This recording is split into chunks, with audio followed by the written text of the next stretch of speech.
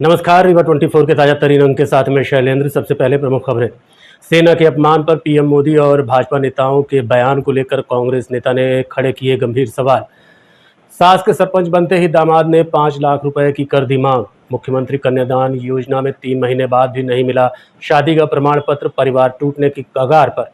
और कार्यपालन मंत्री ग्रामीण के वायरल वीडियो से मचा हंगामा। इन खबरों सहित अन्य खबरें अब विस्तार से। कांग्रेस नेता कमलेश्वर पटेल ने आज एक पत्रकार वार्ता के दौरान कहा कि सेना के अपमान के बाद भी मंत्रियों पर कोई कार्रवाई न होना सोची समझी साजिश है। उन्होंने पीएम के बयानों को लेकर भी सवाल खड़े किए हैं। आज एक पत्रकार वार्ता के दौरान कांग्रेस नेता कमलेश्वर पटेल ने कहा कि आतंकवाद के खिलाफ भारत के द्वारा चलाए गए ऑपरेशन सिंदूर में जब पूरा देश अपनी एकता का परिचय दे रहा था, उस समय पाकिस्तान भी घबरा गया। देश की वीर सेना ने चंद दिनों के अंदर पाकिस्तान को उसका सही स्थान बताया और विजय पताका लहराया। लेकिन ऑपरेशन सिंदूर के बाद से ही भारतीय जनता पार्टी का चरित्र उजागर हो गया। उसी के मंत्रियों के विवादित बयान आने लगे। न्यायालय ने इस बयान को गटर से निकले हुए बदबू से परिभाषित किया, लेकिन भारतीय जनता पार्टी ने अपने मंत्रियों पर कोई भी कार्यवाही नहीं की। आज प्रेस वार्ता के दौरान उन्होंने कहा कि यदि मोदी का 56 इंच का सीना है और रगों में खून की जगह सिंदूर खोलता है, तो सेना के अपमान पर ठंडा क्यों पड़ गया। से हमारे फौज का भी इस्तेमाल करने का राजनीतिकरण के लिए किया जा रहा है और देश में जो घटनाक्रम घटित हुआ, जिस तरह से हमारे जो देश के आर्मी है उनको अपमानित करने का काम किया। और ये हम कह सकते हैं कि सिर्फ देश की फौज का अपमान नहीं है, देश की 140 करोड़ जनता को सर्वसार करने का काम किया है। जो इसका विजय शाह का बयान है, हाई कोर्ट ने, सुप्रीम कोर्ट ने जो टिप्पणी की है, सुप्रीम कोर्ट ने गटर की नाली से तुलना की है, उनके बयान की तुलना गटर की नाली से की है। आप इससे अंदाजा लगा लीजिए। और उसके बाद भी इस्तीफा नहीं हो रहा है। इंदौर में पोस्टर चिपकाए जा रहे गुमशुदगी के, विजय शाह के। और किसी ने अगर आरएसएस भाजपा के खिलाफ कुछ बोल दिया है तो उनके खिलाफ कार्रवाई हो रही है। ये घोर निंदनीय है। और इसके लिए मेरा तो मांग है देश के प्रधानमंत्री जी से कि देश के प्रधानमंत्री जी, आपको कांग्रेस पार्टी ये मांग करती है, स्पष्ट करना चाहती है कि यह लड़ाई किसी एक व्यक्ति या दल से नहीं है, बल्कि देश की गरिमा, सेना के मान और राष्ट्र की प्रतिष्ठा की रक्षा की लड़ाई है। हम संसद से सड़क तक इस सवाल को उठाएंगे और जब तक न्याय नहीं मिलता तब तक आवाज बुलंद करते रहेंगे। जिन लोगों ने वर्षों तक अपने कार्यालयों में तिरंगा तक नहीं फहराया, जिन लोगों ने आजादी की लड़ाई में माफीनामे लिखे, वो क्या जाने कि सरहद पर जान देना क्या होता है। ये भाजपा और आरएसएस के लोग हैं जिन्होंने हमारे देश के साथ इस तरह का बर्ताव पहले किया है। अंग्रेजों के साथ मिल गए थे और राष्ट्रीय ध्वज फहराना अभी थोड़े दिन से शुरू किया है। नहीं, आरएसएस का जो मुख्यालय था वहां राष्ट्रीय ध्वज नहीं फहराया जाता था। और हमारे जवान देश की रक्षा के लिए गोली खाते हैं और फिर भाजपा के नेताओं की गालियां भी खा रहे हैं। आज इससे बड़ा अपमान कुछ भी नहीं हो सकता। ये जो शर्मनाक घटनाएं हमारे देश में घटित हुई है, इसके लिए देश की जनता से देश के प्रधानमंत्री, गृह मंत्री, रक्षा मंत्री को माफी मांगना चाहिए और विजय शाह को अविलंब मंत्रिमंडल से बर्खास्त किया जाना चाहिए। दूसरा, उप मुख्यमंत्री देवड़ा व विदेश मंत्री जयशंकर से स्पष्टीकरण लिया जाए और उन्हें सार्वजनिक क्षमा भी उनको भी मांगनी चाहिए। अब तो कहते हैं इनको निष्कासित कर देना चाहिए अगर भाजपा के कहने पे नहीं किया है या भारतीय जनता पार्टी आरएसएस का प्रायोजित एजेंडा नहीं है तो इनको भी क्यों बख्शना चाहिए। सास के सरपंच बनने के बाद से ही दामाद ने 5 लाख रुपए की मांग कर दी, जिसे लेकर पीड़ित ने महिला थाने में शिकायत दर्ज कराई है। एक महिला के सरपंच बनने के बाद उसके बेटी का परिवार अब टूटने की कगार पर आ चुका है। दामाद ने जैसे ही ये जाना कि उसकी सासू मां सरपंच बन गई है, बेटी को मायके भेज दिया। अब दामाद जी 5 लाख रुपए की विदाई के साथ बेटी को बुलाने की बात कर रहे हैं। महिला थाने शिकायत करने पहुंचे बेटी के पिता रामकृष्ण साकेत ने बताया कि उसके बेटी का विवाह 2 साल पहले कल्याणगढ़ चित्रकूट निवासी सूरज साकेत नामक युवक से हुआ था। सब कुछ ठीक ठाक चल रहा था, तभी पीड़िता की मां सरोज साकेत मढ़ी पोस्ट धवैया की सरपंच बन गई। इसके बाद दामाद ने बेटी को मायके भेज दिया और कहा कि 5 लाख रुपए लेकर आओ। तुम्हारे माँ की कमाई बहुत है। काफ़ी समझाइश के बाद भी दामाद नहीं माना। सूरज को मनाने के लिए दोनों ही पक्षों के बीच बातचीत हुई, फिर भी कोई हल नहीं निकला। लड़की के परिजनों का कहना है कि अब युवक बिना पैसे के पत्नी को वापस बुलाने से इनकार कर रहा है।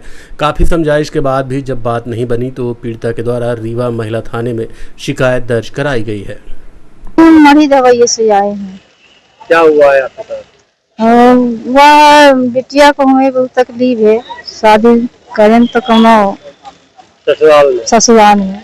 क्या बोल रहे हो? अरे मारते पीटते हैं, तीसरे रोज उनको बहुत दुख देते हैं कि निकल जाओ घर से, हम नहीं चाहते हैं और हमारे लायक नहीं है। लायक नहीं? देख के शादी की थे? हाँ, हम देख के शादी किए और देख के हम करें दोनों जने। अभी क्या कह अब बोलते हैं कि हमें तोरे बाप गाड़ी नहीं दिए हैं, हमको पैसा दे 5 लाख रुपए। शादी कब हुई थी? 2022 सन 2022 में। जब ये शादी तय हो रही तब आपने तय किया था क्या? दहेज हमारी उनकी बात जब हुई थी तो हम ये बोले थे कि हमारे पास बच्ची के अलावा कुछ नहीं है। उन्होंने भी बोले थे कि हमको बच्ची ही चाहिए। अब आज बच्ची विदा करने के बाद ये दशा हो रही है। हर तीसरे दिन यही होता है उनके घर में। मैं तो ये पैसे की मांग अचानक कैसे चालू हो गई? पैसे की मांग अचानक अब वो जाने कैसे कर लिए। अभी तक तो हमको बताया नहीं थे, पहले बता देना चाहिए था। शादी के बाद आप बता रहे हो तो ये कहाँ से होगा? आप लोगों ने क्या इस बीच बात की उनसे कि क्या? अरे हम बात किए जा करके, बात ही कोई सुनने वाला नहीं है। करते हुए जो करना हो कर लो। हाँ, जहाँ जाना हो चले जाओ। अभी आप ये बोल रहे थे कि पत्नी, मतलब आपकी पत्नी हाँ सरपंच है तो बोलती, बच्ची से बोलते हैं कि तुम्हारी मम्मी सरपंच हो गई है तो पैसा लेके आओ, तब घर में रहो। इतना पैसा तो आता नहीं है सर। क्या करते हैं, घर में लेटरिन बाथरूम नहीं है, जो कहाँ बाहर निकले तो अटैच करते हैं कि ऐसे कराने गए हैं वैसे कराने गए हैं। बच्ची घर से बाहर नहीं निकलत है। क्या नाम है आपके? सूरज साकेत। कहाँ के हैं? रामपुर के, जिला ग्राम मढ़ी, ग्राम पंचायत धवैया, थाना मनगमा, जिला रीवा, मध्य प्रदेश। मुख्यमंत्री कन्यादान योजना में शादी के 3 महीने बाद भी प्रमाण पत्र नहीं मिला। इसी कारण एक परिवार अब टूटने की कगार में आ गया है। 22 फरवरी को रायपुर करचुलियान में मुख्यमंत्री कन्यादान योजना का शिविर लगाया गया था, जहां कई जोड़े विवाह के बंधन में बांधे गए। विदाई के समय पीड़ित के पिता ने प्रमाण पत्र की आवाज़ उठाई, लेकिन उसे प्रमाण पत्र नहीं मिला। मामले को लेकर गुड़ निवासी दुल्हन के पिता ने बताया कि उसके बेटी का विवाह मऊ निवासी अजय कुमार साकेत के साथ तय हुआ था। 22 फरवरी को सामूहिक विवाह में शादी हुई, लेकिन प्रमाण पत्र न मिलने के कारण लड़की की विदाई नहीं हो पाई। उसके बाद लड़की का पिता निरंतर प्रमाण पत्र के लिए सीईओ कार्यालय रायपुर करचुलियान जनपद में चक्कर लगाता रहा। जब सरकारी सिस्टम से निराश हो गया तो 14 मई को दोबारा लड़की का उसी लड़के के साथ तिलक किया। 16 मई को बारात निकली, लेकिन तब तक बात मोटरसाइकिल और दहेज तक आ चुकी थी। पीड़ित के पिता ने बताया कि 14 मई को ही वो कमिश्नर कार्यालय प्रमाण पत्र न मिलने की शिकायत करने पहुंचा, जहां उसे दिन भर बिठाए रखा गया। इस दौरान दोनों ही परिवारों के बीच ऐसी स्थिति निर्मित हो गई जहां शादी के नाम पर सौदेबाजी शुरू हो गई। बेटी का पिता दहेज देने में असमर्थ था तो दूसरी ओर पति एवं उसके परिवार के लोग दहेज के लिए प्रताड़ित करने लगे। हालांकि अभी तक लड़की की विदाई नहीं हुई थी। विदाई से पहले ही ससुराल का ये रूप देखकर दुल्हन भी परेशान हो गई। एक और मुख्यमंत्री कन्यादान योजना में विवाह रचाने वालों के प्रमाण पत्र नहीं मिले। दोबारा शादी हुई तो दहेज के कारण बेटी की विदाई रुक गई। इस बात की शिकायत लेकर अब लड़की सहित उसका पूरा परिवार महिला थाने पहुंचा है, जहां दूल्हे एवं उसके परिवार के खिलाफ दहेज की मांग सहित गाली गलौज की शिकायत दर्ज कराई गई है। दिसंबर के टाइम पर मैं मऊ गया और कुछ रिश्तेदार बोले कि मऊ में लड़का है तो देख लीजिए। तो मऊ में जब लड़का देखने गए तो वो लड़का देखने के उपरांत बोलने लगे कि आप हाँ नहीं का जवाब नहीं दे रहे हैं। तो हमने कहा कि ऐसा है कि लड़का लड़की जब छोटे तो है नहीं, दूध तो पी नहीं रहे। तो ऐसा है कि ये जब दोनों राजी दे देंगे, अपनी सहमति जताएंगे तब ना हम लोग करेंगे, नहीं तो करेंगे नहीं। इन्हीं दोनों की सहमति से तो होगा। फिर जब लड़के के पिता लेके आए लड़के को, तो देखे लड़की को, तो लड़की भी पसंद कर ली, लड़का भी पसंद कर लिए। अब साहब ये तारतम्य में जो भी सामाजिक परंपरा के अनुसार रीति रिवाज था उसको निभाया गया। फिर 22 फरवरी को रायपुर करचिलियान में मुख्यमंत्री विवाह कन्या योजना का आयोजन हुआ। वहीं शादी हुई सर। आप क्या मांग रहे हैं? अब वो ये मांग रहे थे कि ये हमारे बालक, किसी ने ये इच्छा जाहिर की कि हम कमा के इसको किस्त में अपने बहन को आने जाने के लिए मोटरसाइकिल देंगे। कोई कह रहा कि हम प्लाट खरीद के देंगे। नहीं तो मोटरसाइकिल की मांग कर रहे हैं, तो आपने क्या जवाब दिया उनको? तो हमने कुछ नहीं कहा साहब। अभी जो मांग कर रहे तो हैं वो उसमें उनने ये कहा कि ये जो मोटरसाइकिल देंगे तो हमको हार्ड कैश दे दें। हम ये तो हमने कहा कि हमारे पास वैसे भी पैसा नहीं, हम तो शुरू में आपसे निवेदन किया था। केवल मोटरसाइकिल के लिए बच्ची को निकाल दिया। हाँ, इस वजह से। और वो गाली गलौज करने लगे इसके बाद। तो बच्ची को ये गाली गलौज करने के बाद जब ये बोलने लगे तो बच्ची ने माँ से बताया अपने कि मम्मी अभी तो गई नहीं, तो ये हाल है, हमारे साथ क्या क्या होगा हमें समझ में नहीं आता। तो फिर अभी ससुराल नहीं गई? अभी ससुराल नहीं गई है। ये 14 मई का तिलक रहा और 16 मई का बारात रहा। 14 मई का बोला कि हमका कमिश्नरी ऑफिस में रखे रहिए। आप बोले कि मुख्यमंत्री में शादी हुई थी? जी शादी तो हो गई थी, लड़की विदा नहीं हुई? नहीं, वो मुख्यमंत्री वाले कार्यक्रम में शादी हुई। हाँ। लेकिन उधर से नहीं भेजे। हमने मांग किया सीओ साहब से कि हमने ये जो मुख्यमंत्री विवाह कन्या योजना हो रहा है, ये विवाह संपन्न होने के बाद तत्काल मुझे प्रमाण पत्र जारी किया जाए। और प्रमाण पत्र उस वक्त मिल गया होता तो हम वही अधिकार पत्र दे करके उसको विदा कर देते बेटी को। तो 10 मार्च को फिर से मैं गया सीओ ऑफिस, तब भी नहीं दिया गया।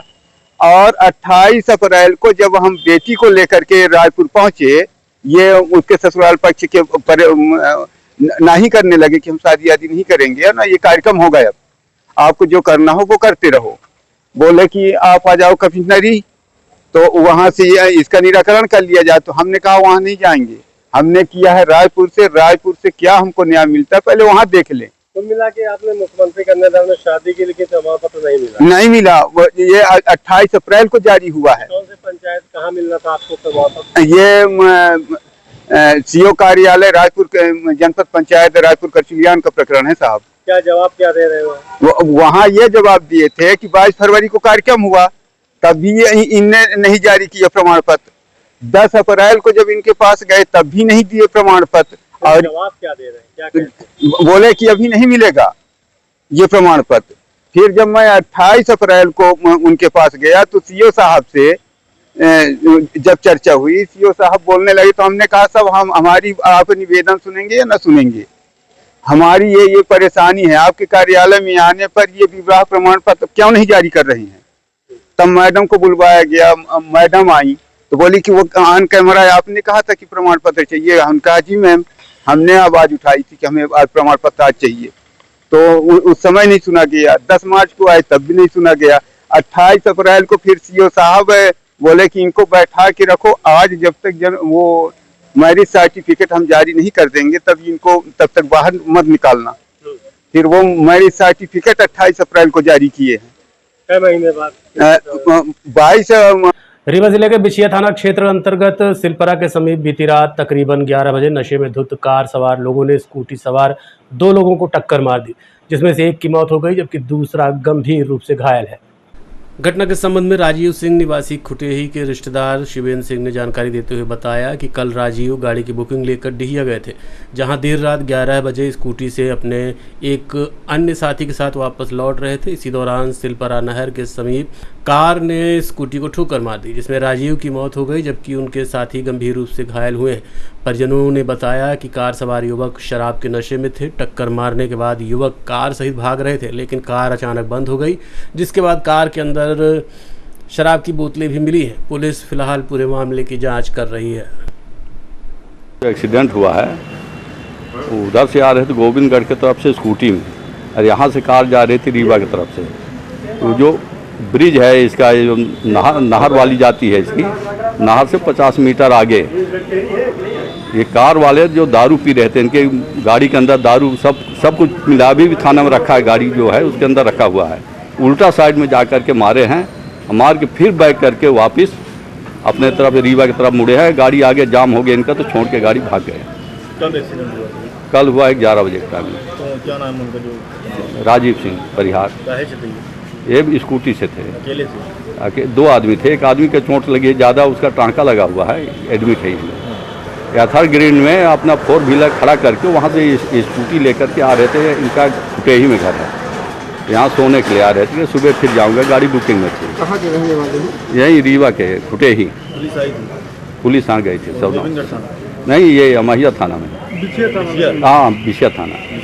ये कार वाले भाग गए छोड़ के? कार वाले छोड़ के भाग गए थे। कार पकड़ी गई? कार हाँ थाने में खड़ी है, उसको कार को हम लोग रुकवा करके फिर इसके क्रेन से उठवा करके यहाँ करवा। आपका क्या नाम है? देखते रहिए Rewa 24 news city cable network. मिलते हैं छोटे से ब्रेक के बाद।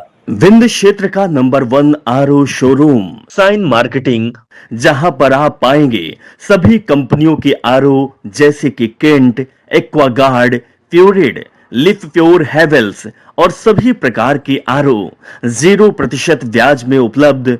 बजाज फाइनेंस की सुविधा के साथ हर कंपनी के आरओ में सर्विस बिल्कुल फ्री है। मात्र 6,999 से आरओ शुरू है।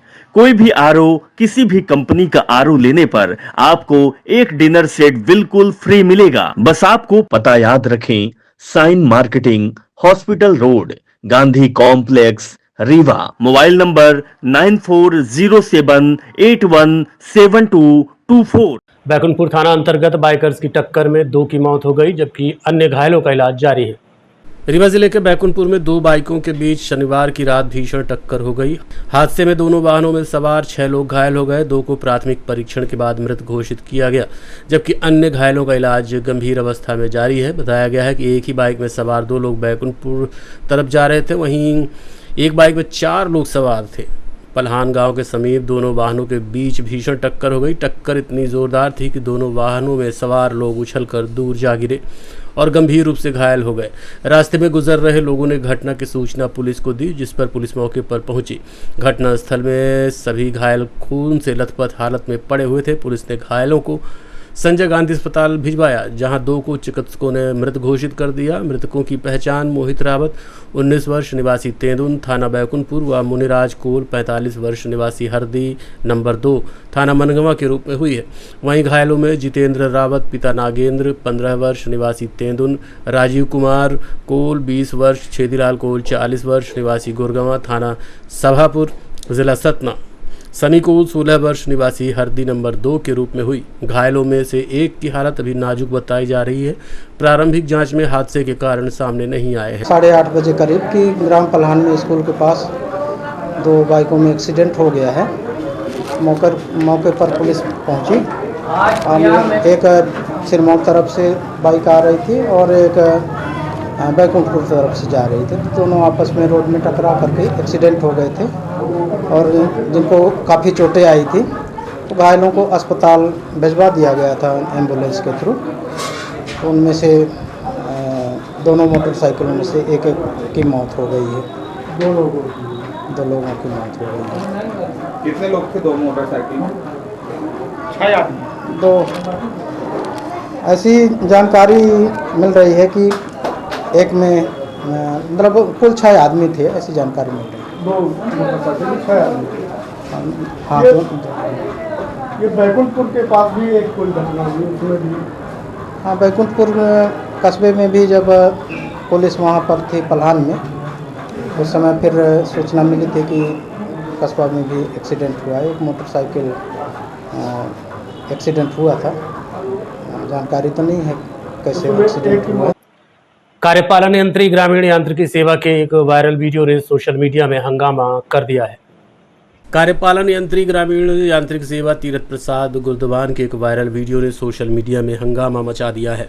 वायरल वीडियो में ग्रामीण यांत्रिकी सेवा के जून महीने में सेवानिवृत्त होने वाले कार्यपालन यंत्री गुर्दवान ने न केवल आम जनता बल्कि विधायकों की शिकायतों पर भी लीपापोती किए जाने के दावे किए हैं।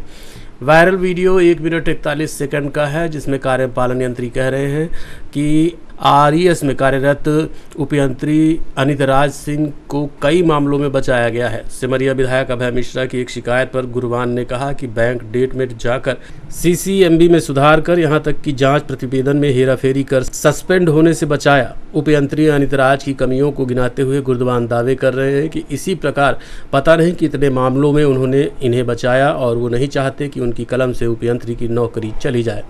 मामले को लेकर अब कई सवाल खड़े हो रहे हैं।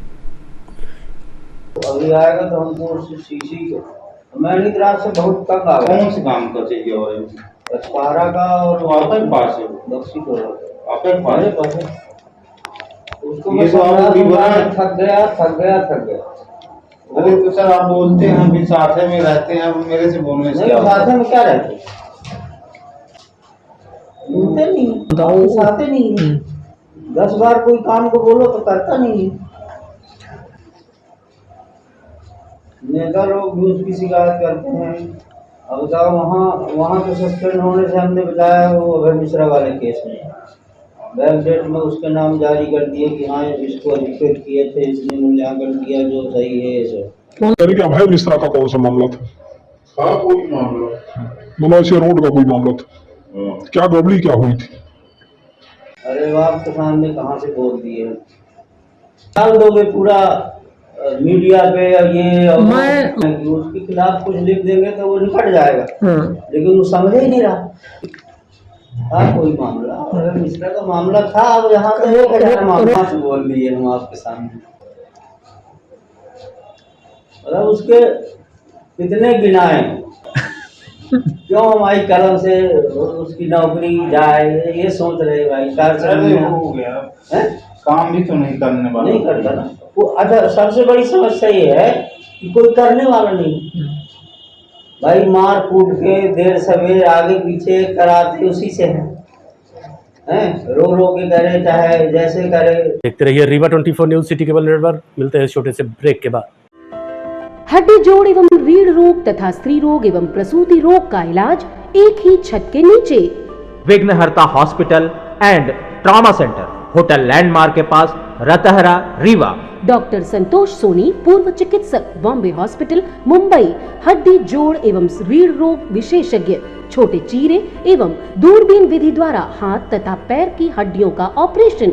गठियाबात, जटिल एवं बिगड़े हुए फ्रैक्चर का बेहतर इलाज करते हैं डॉक्टर संतोष सोनी। विघ्नहर्ता हॉस्पिटल ट्रॉमा सेंटर में ही स्त्री एवं प्रसूत रोग विशेषज्ञ डॉक्टर शैलजा सोनी भी उपलब्ध हैं, जिनकी देखरेख में नॉर्मल डिलीवरी, सिजेरियन ऑपरेशन एवं बच्चेदानी से संबंधित ऑपरेशन की बेहतर सुविधा। संतानहीन दंपत्ति तत्काल संपर्क करें। विघ्नहर्ता hospital and trauma centre, hotel landmark के पास, रतहरा, रीवा। सुविधाजनक एवं सफल इलाज हेतु आज ही संपर्क करें। विघ्नहर्ता hospital and trauma centre, hotel landmark के पास, रतहरा, रीवा। मोबाइल नंबर 7828781983 अथवा 8462956774 पर।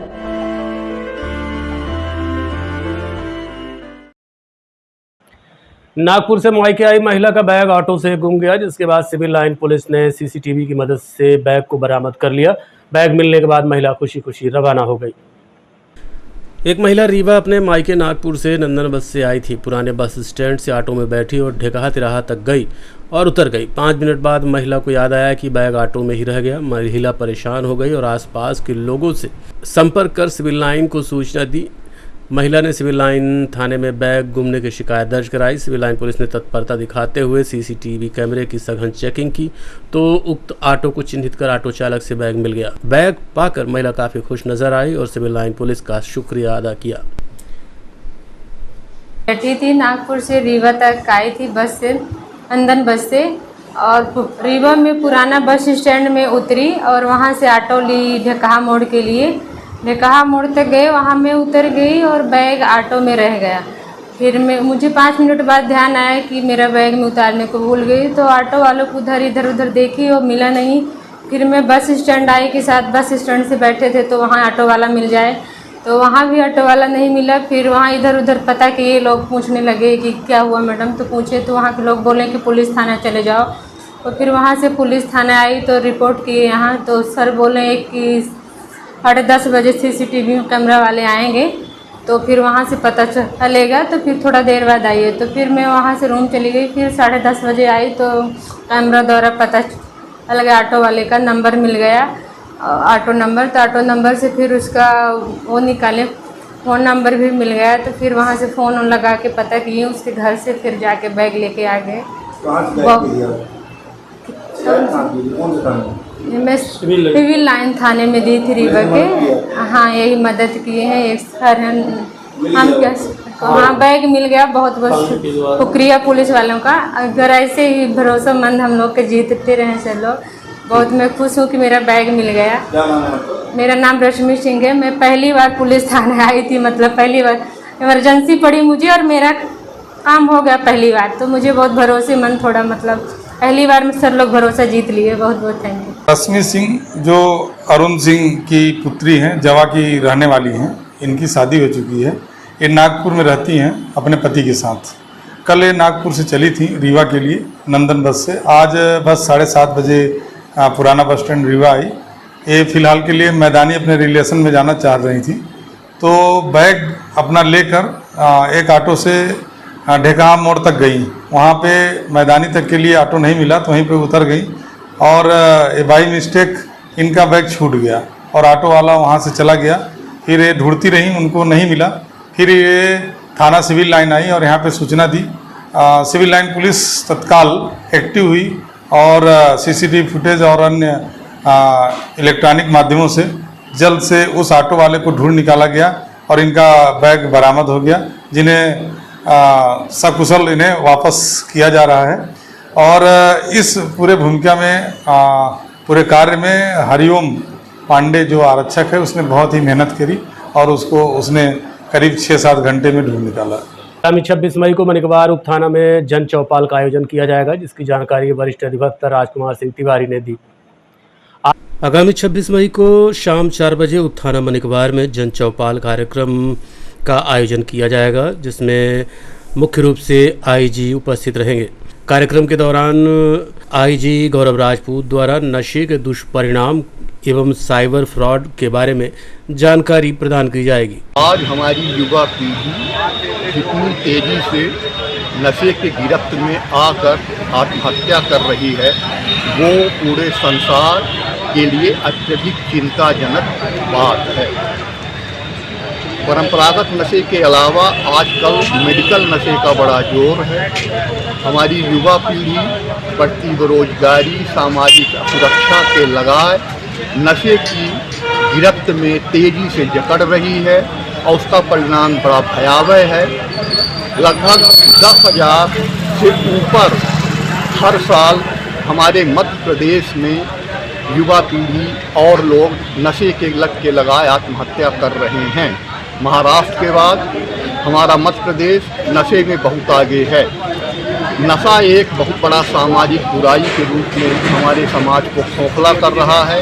पूरे दुनिया में लगभग करोड़ों लोग नशे की गिरफ्त में हैं, तो इसका परिणाम बड़ा भयावह, बड़ा चिंताजनक है।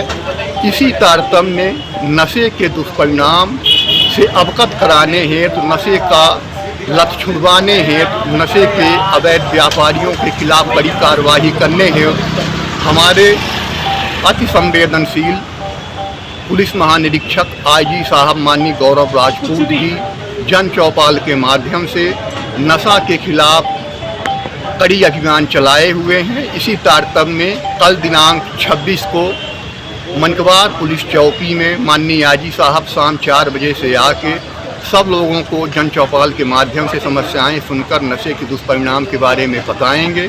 हमारा सबसे विनम्र अनुरोध है कि माननीय IG साहब के इस महाअभियान को सफल बनाने हेतु ज़्यादा से ज़्यादा तादाद में अपने इष्ट मित्रों के साथ पधारें।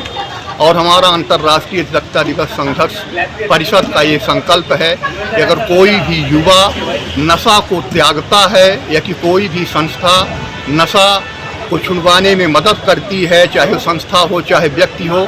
अगर उसको कोई झूठे मुकदमे में फंसाता है तो हमारा परिषद उसका निःशुल्क पैरवी कर हर संभव मदद करेगा। तो हमारा विनम्र अपील है कि आप लोग ज़्यादा से ज़्यादा तादाद में मनकवार पुलिस चौकी में पधार कर जन चौपाल के कार्यक्रम को सफल बनाएं। धन्यवाद। जय हिंद। आज के अंक में इतना ही। देखते रहिए रीवा 24 न्यूज़। नमस्कार।